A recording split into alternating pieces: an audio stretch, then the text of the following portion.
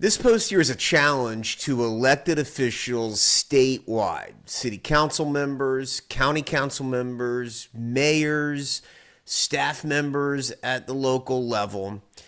I want you to come up with a legitimate explanation for not collecting the billions of dollars that's owed to taxpayers in every single city, every single county, all across the state of Florida.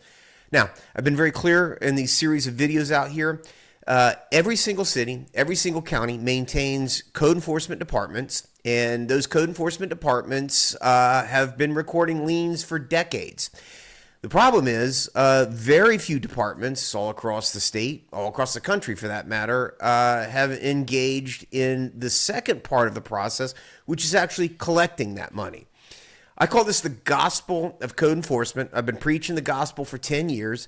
I have made presentations at Florida Association of Code Enforcement, City County Managers Association, County Managers Association, going back for years now. And in all of my years of doing this, I have never heard from any elected official, from any staff person, any legitimate reason why we are not engaging in a thoughtful action to collect these liens all across the state, all across the country. I've taken it upon myself to make public records requests. I have identified in cities and counties all across this state data that demonstrates over and over again that every single city, every single county is owed this money. This is money owed to taxpayers. You have taken my taxpayer dollars and paid the salaries of code enforcement officers. You have taken my taxpayer dollars and you have bought code enforcement vehicles. You have taken my taxpayer dollars and invested in software programs that allow you to track these cases. And then for reasons that make no sense whatsoever, you, elected officials, have abandoned the effort to collect that money. Again, I've been doing this 10 years. I have spent money to go to these conferences. I've rubbed shoulders with elected officials. I have rubbed shoulders with the staff and the code enforcement departments. And there has never been provided a good reason why this money is not being collected. All we come up with is this sort of, political problem. I don't want to be part of collecting from a constituent. I get that. And the answer to the only objection that I have heard, which is, hey, we don't want to pick on, a constituent, is don't pick on a constituent. Let us begin the process by identifying those properties in a community that are owned by foreign corporations. I just had a hearing this morning with a property that, in fact, had hundreds of thousands of dollars owed, and it was a foreign corporation. They'd come into this community, taken title to a property, and they have abandoned that property. And as I explained to the judge, you can't just allow this corporation out of state that owns this property to not fulfill their obligations to the community of taking care of the property.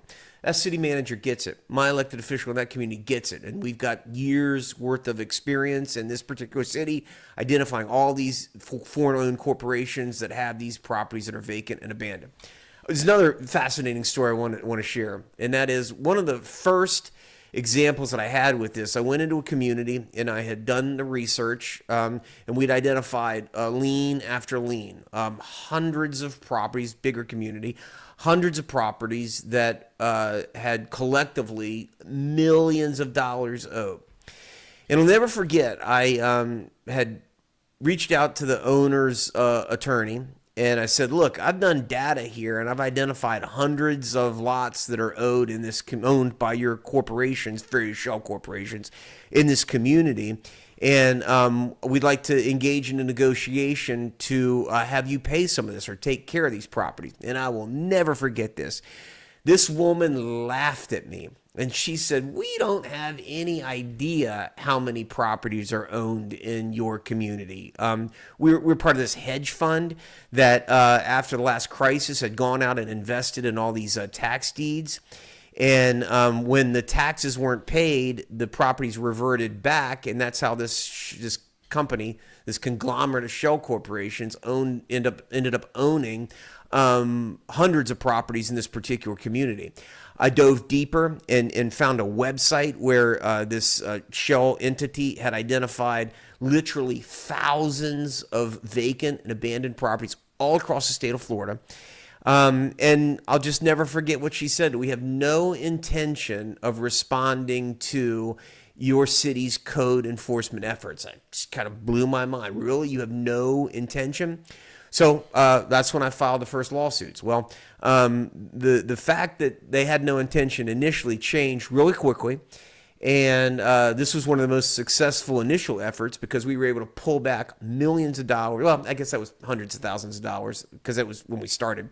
But importantly, we were able to immediately strip out this inventory of dozens of properties all across this community, get them onto the property rolls really quickly. And that reinvigorated this entire area of a community that had previously been known as an area of blight. But this area, in a very short period of time, became one of the most exciting economic development opportunities in the entire community because there were dozens of lots fairly concentrated, dozens of abandoned buildings fairly concentrated in an area. And when the foreclosure auction site started to see one lot after another that somebody could grab for, $5,000, $10,000, whatever, investors started buying these things. And they were able to get these lots, this dirt, really cheap, clear title, and then they could just immediately move in and start building houses on there. And that's what they did. And in this community, that was 10 years ago, that area remains one of the most exciting economic development success stories. And the only frustrating part about that is that example could be repeated in every single city, every single community in this state, in this country.